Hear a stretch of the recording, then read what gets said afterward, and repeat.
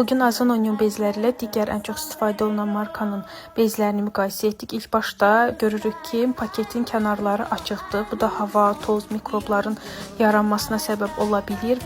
Nəticədə infeksiya və digər ginekoloji xəstəliklər yaradır. Gördüyümüz kimi digər Ozon Onion bezləri isə kənarları tamamilə qapalıdır.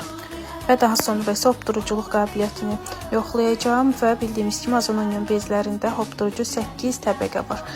Normalda xanımlar menstruasiya zamanı ümumilikdə 30-80 ml qan itirir, yəni 5-7 gün ərzində. Mən isə bu bezin üzərinə tam 150 ml su tökəcəm.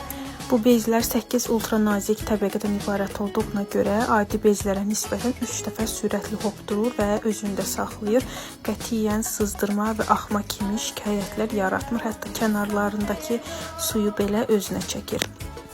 Bu isə digər markanın bezləridir. Hansı ki, hətta mən 150 ml suyun heç yarısını belə tökə bilmirəm. Gördüyünüz kimi su bütün daşır kənarlara, heç cürə özündə saxlaya bilmir, hopdura bilmir özünü. Halbuki bezlərin ölçüləri eyni boydadır.